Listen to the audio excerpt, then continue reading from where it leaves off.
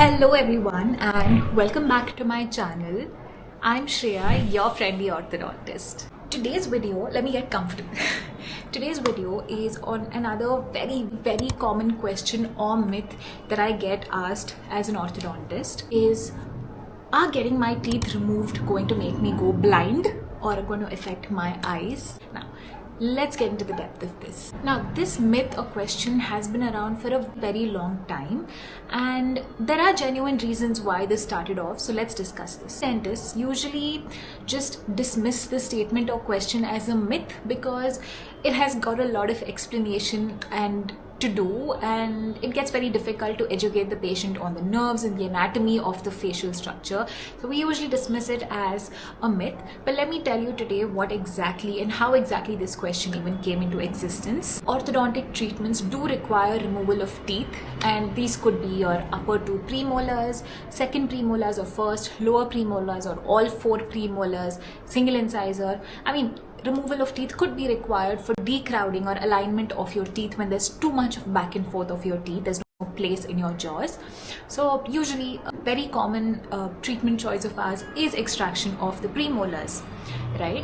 Now, one thing you need to understand is whenever we need to pull out teeth, it can be unbearable if we try to do this without giving you an anesthesia. So we administer or we give something called a local anesthesia. And when a local anesthesia is given, that could result in some amount of ocular complications or issues, or in layman terms, you could feel like you have diplopia, that is double vision, or slight blurring of your vision, or different complications to do with the eyes. But this is not because of the removal of your teeth or because of the local anesthesia itself, but because of the way it is administered, right?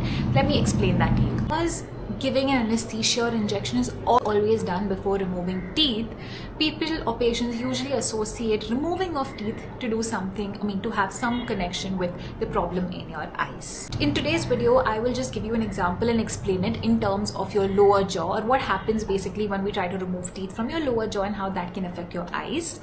So when we give an injection in your lower jaw, we give something called an inferior alveolar nerve block. Now let's talk a little bit about the anatomy. The inferior alveolar nerve is very close to the inferior alveolar artery, and the inferior alveolar artery is very close to the area where we go ahead and give the injection. And normally, the inferior alveolar nerve block, that is the injection, passes the artery and goes and hits the bone before we actually start to allow this injection. But in some situation, if either the patient suddenly moves or jerks, or if the doctor's hand just shakes or moves, what tends to happen is, even though we do something called a biplanar aspiration. Now what this means is, whenever we're trying to give an injection, in order not to cause all of these complications and not to hit any artery or give it in the wrong place, what we do is, once we reach the site of injection, we aspirate, meaning we pull back the syringe and we check that if there is blood entering the syringe. If the blood enters the syringe, it means we're closer to an artery and we're in the wrong place, so we take it out, use another syringe, and do all of this all over again. Okay, and we do this in two directions, which means we first we reach the site of injection, we pull back and we aspirate, check if there's no blood. Now we rotate the syringe and again pull back. Okay, this is a double check procedure. So we're pulling back to check there's no blood, we're not close to any artery, and we are safe to go ahead. This is what we normally do. Now, but once we've aspirated twice and we've set in stone that okay, we are safe to go, then if the patient moves or if the doctor for some reason shakes their hand, then the local anesthesia with pressure gets deposited in the area of the lumen, or where all of these arteries could be present. And then there could be a backward flow of this. Now, because you're giving it into a space, right, closer to these arteries, there could be sometimes a backward flow of these local anesthesia through different pathways and end up in structures related to the eyes. From the inferior alveolar artery, if the LA flow is backwards, it reaches the main trunk of the maxillary artery, and then the anesthesia gets pushed into the other branches of the maxillary artery, one of them of which is the middle meningeal artery. Middle meningeal artery, from here it then goes to the recurrent laryngeal artery, branch of the lacrimal artery, and this supplies the lateral rectus of the eyes. Now what is lateral rectus of the eye? Is basically a part of your eye is supplied by this artery. Hence, the anesthesia could paralyze your lateral rectus of the eye, and hence you have problems of the eye like diplopia, that is double vision, or sometimes blurring. Sometimes you cannot really open your eyes, it kind of closes on the sides. These could be some complications, but don't let this scare you, okay? The management of this is nothing but to make the patient wait right there.